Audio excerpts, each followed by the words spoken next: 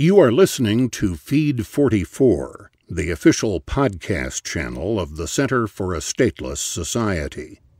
C4SS is an anarchist think tank and media center. For more information, please visit c4ss.org.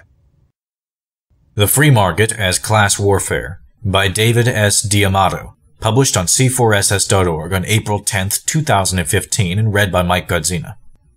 A recent story on the British elections reports on a letter warning voters that a Labour government would prove harmful to the country's economic recovery. Endorsed by leaders in Britain's business community and submitted to the Telegraph, the letter argues that the election of a Tory government would signal to the rest of the world that the UK is open for business, steady on the course established by David Cameron in his cut to the corporate tax rate. The story goes on to contend that Ed Miliband's attacks on business have turned the clock back to the 1980s, putting British politics, quote, squarely back onto the old class war formula that some of us are old enough to remember. The story's headline, Class War versus the Free Market, Haven't We Been Here Before?, is especially interesting insofar as it assumes that class war and free markets sit on opposite sides of the political divide, that one cannot consistently advocate both. The notion that free markets simply mean corporate domination and monopolization is among the key underlying assumptions in almost all popular political dialogue today. Hardly ever seriously questioned, this premise about the causal relationship between markets and economic injustice suffuses the rhetoric even of the advocates of supposed free markets. Everyone, on all sides of a given policy debate, seems to take it for granted that those who are seriously concerned about issues like wealth inequality will oppose free markets, and further, that being anti-business is practically the same as being anti-market. As an individualist anarchist, I don't buy this narrative, and I believe that we have very good reasons to reject it. To begin with, given the amount of state-granted privilege and favoritism to big business in the economic system, it seems odd that the mainstream conversation ought so consistently to blame the concept of mere voluntary exchange for corporate abuses.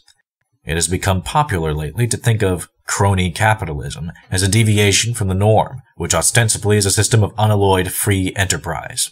But we would be much closer to the mark if we looked at international capitalism itself as a system essentially characterized by violations of our normal, common-sense idea of free markets. That is, if a free market just means a system in which free individuals are able to associate and contract with one another without outside interference, protected in their legitimate private property rights, then the system obtaining in the world today is a very far cry from free market. The whole system is a deviation. Perhaps, then, the phenomenon of historical capitalism does not deserve the benefit of the doubt from libertarian champions of free markets.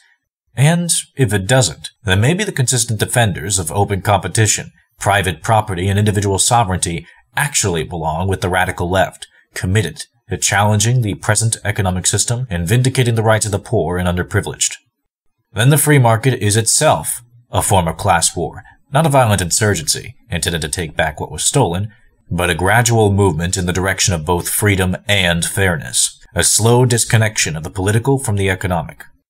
In the United Kingdom and in the rest of the world, labor doesn't need special coddling or new protections from the government. Rather, all it needs to have its bargaining power restored is the removal or abolition of the government's many favors to big business, the subsidies, regulatory and licensure protections, and intellectual property laws that prevent working-class people from paving their own routes of egress from the corporate economy. You've been listening to Feed 44, the official podcast channel of the Center for a Stateless Society. C4SS is an anarchist think tank and media center. For more information, please visit